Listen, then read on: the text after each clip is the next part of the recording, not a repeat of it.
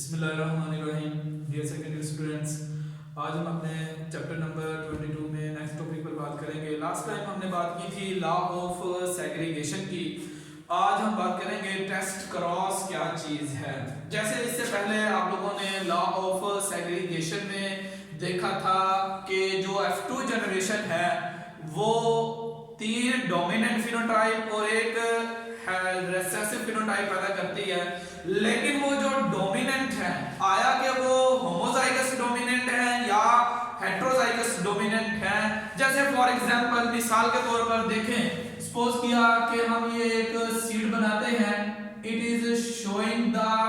Round phenotype. अगर ये round phenotype show करता है तो इसका मतलब ये कि इसमें कम अज कम एक अलील जो है वो डोमिनेंट है, लेकिन यहां पर मौजूद कोई दूसरा अलील आया कि वो भी डोमिनेंट है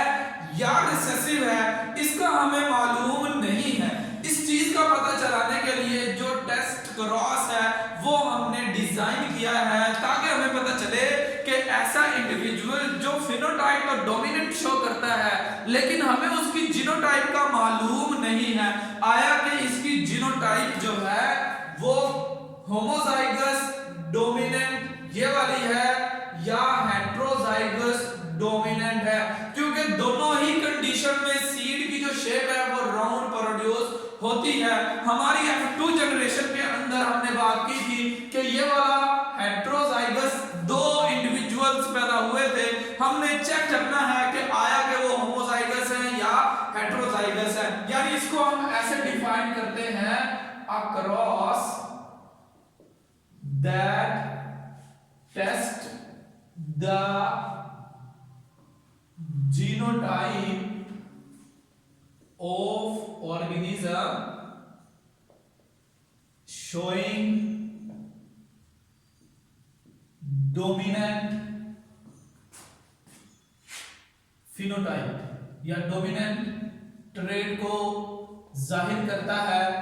ऐसे इंडिविजुअल की, ऐसे ऑर्गेनिज्म की, ऐसे प्लांट की हम जीनोटाइप मालूम करना चाहते हैं तो ऐसे क्रॉस को कहा जाता है it is called test cross. हम इसको एक और तरीके से भी डिफाइन कर सकते हैं, the cross between F1 hybrid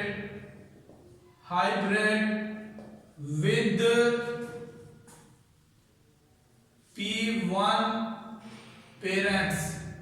यानी P1 पेरेंट्स में हमने देखा था कि एक पेरेंट जो है वो होमोजाइगस डोमिनेंट प्योर लाइन था और एक है अपना होमोजाइगस रिसेसिव प्योर लाइन था। अगर हम F1 हाइब्रिड का होमोजाइगस डोमिनेंट के साथ पेरेंट में क्रॉस करवा दें या F1 का होमोजाइगस रिसेसिव पेरेंट के साथ क्रॉस करवा दें तो ऐसी कंडीशन में ये भी हमारे पास टेस्ट क्रॉस ही कहलाता है। अब देखिए फॉर एग्जांपल मिसाल के तौर पर हमारे पास एक प्लांट जो कि F1 हाइब्रिड है, यानी अब देखें यहां पर तो हम बना लेते हैं, खुद ही लिख लेते हैं कि एक अलेल डोमिनेंट है और एक अलेल रिसेसिव है, लेकिन एक्चुअल में जब हम प्लांट्स के क्रॉस करवाते हैं तो तब हमें ये नजर नहीं आते, हमें तो सिर्फ फिनोटाइप ही नजर आ रही होती है और वो फिनोटाइप राउंड आया के होमोजाइगस डोमिनेंट एलील की वजह से हो रही है या हेटेरोजाइगस डोमिनेंट एलील की वजह से हो रही है, उसका पता चलता है टेस्ट क्रॉस के जरिए से। अब जरा गौर करें आप, अगर हम किसी ऐसे प्लांट का जो कि डोमिनेंट फिनोटाइप शो कर रहा है एक ऐसे प्लांट के साथ क्रॉस करवा देते हैं जिसके अंदर दोनों अलील ही रिसेसिव हैं, तो इसका मतलब ये होगा कि जब इसके अलील सेग्रीगेट होंगे और फिर इसके बाद इसके अलील सेग्रीगेट होंगे, अगर इसमें दूसरा अलील रिसेसिव हुआ तो उस अलील के सेग्रीगेट होने के बाद इस प्लांट के गैमेट से उसकी फर्टिलाइजेशन के नतीजे में आधे सीड रिंकल वाले पैदा होने चाहिए और आधे सीड जो है वो राउंड वाले पैदा होने चाहिए। लिहाजा इस तरह से हम पता चलाते हैं कि एक ऐसा प्लांट जो कि डोमिनेंट फिनोटाइप शो कर रहा है उसकी जीनोटाइप क्या बनती है। अब देखिए एक्चुअल में हमें तो एक राउंड प्लांट के एक रिंकल के साथ क्रॉस करवाना है और हमें ये कन्फर्म है कि ये जो रिंकल है, जाहिर सी बात है रिंकल तो पैदा ही उस वक्त होता है जब दोनों अलील उसमें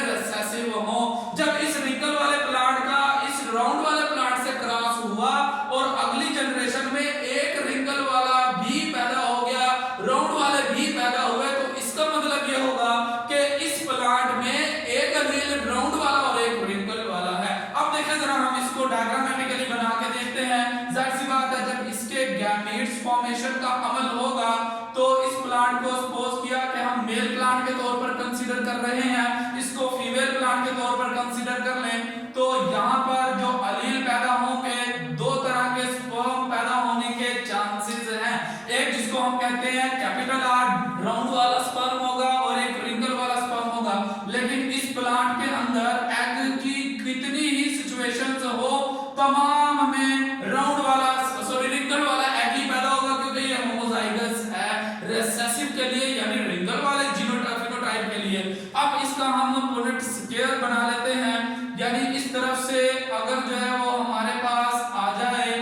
अब देखें अगर हम इसको क्रॉस करवाएं, यानी अगर ये वाला अलील इसके साथ फर्टिलाइज हो जाए रैंडमली, तो अगला जो जाइगोट बनेगा यहाँ से कैपिटल आर आया और यहाँ से स्मॉल आर आया, तो ऐसी सूरत में इसकी फिनोटाइप हमें नजर आएगी, जीनोटाइप नजर नहीं आएगी, ये राउंड पैदा हो जाएगा। और इसी तरह से अगर ये वाला स्पर्म इसके साथ फर्टिलाइज हुआ तो अगली जनरेशन में आप देखें यहाँ से भी रिसेसिव अलील आ गया, क्योंकि इसने तो रिसेसिव ही डोनेट करना है। अगर इसमें जो दूसरा अलील वो भी रिंकल वाला है और सेग्रीगेट हुआ, तो इसका मतलब अगला जो प्लांट यहाँ पर प्रोड्यूस होगा तो ये लाजमी और जरूरी बात है ऐसा प्लांट होगा जो रिंकल सीड प्रोड्यूस करेगा। लिहाजा इस तरह से हमें कन्फर्म हो जाएगा कि ये वाला जो प्लांट राउंड फिनोटाइप शो करता है, इस राउंड फिनोटाइप शो करने वाले प्लांट का जब हमने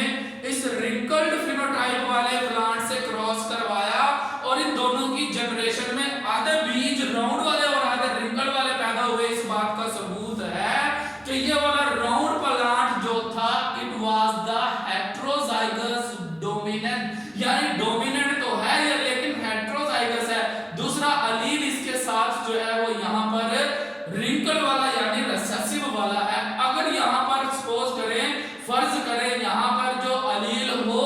वो कैपिटल वाला ही हो, तो ऐसी सूरत में दूसरा केस है ये, हम देखते हैं कि अगली जनरेशन में इस वाले प्लांट के साथ अगर सपोज किया कि इस राउंड फिनोटाइप शो करने वाले प्लांट में सपोज कर लें अगर ये दोनों के दोनों डोमिनेंट अलील है, जब हमने इसका एक रिंकल सीडेड प्लांट के साथ क्रॉस करवाना है तो अब जरा गौर करें आप, इस प्लांट ने तो हमेशा रिसेसिव अलील ही डोनेट करना है, जबकि इस प्लांट ने हमेशा डोमिनेंट अलील डोनेट करना है। तो अगर अगली जनरेशन में तमाम के तमाम राउंड पैदा हों तो इस बात का सबूत होगा कि ये जो प्लांट था जो राउंड फिनोटाइप शो कर रहा है एक्चुअल में it was the homozygous dominant. लिहाजा इसके गैमेट्स बनेंगे। सपोज किया कि इसको मेल प्लांट के तौर पर कंसीडर करें, इसको फीमेल प्लांट के तौर पर कंसीडर करें, तो अगली जनरेशन में इसमें 4 टाइप के स्पर्म पैदा होने के चांसेस हैं, वो तमाम के तमाम कैपिटल आर वाले ही होंगे। लिहाजा उसको एक बार लिख लेते हैं और इसके अंदर जितने बार भी एग पैदा हो हमेशा वो स्मॉल आर वाला ही होगा, एक बार ही लिख लेते हैं। और इस तरह से इन दोनों की आपस में फर्टिलाइजेशन के नतीजे में आप जरा गौर करें, ये जो प्लांट प्रोड्यूस हुआ ये तमाम के तमाम ऑल आर राउंड, ये तमाम के तमाम जब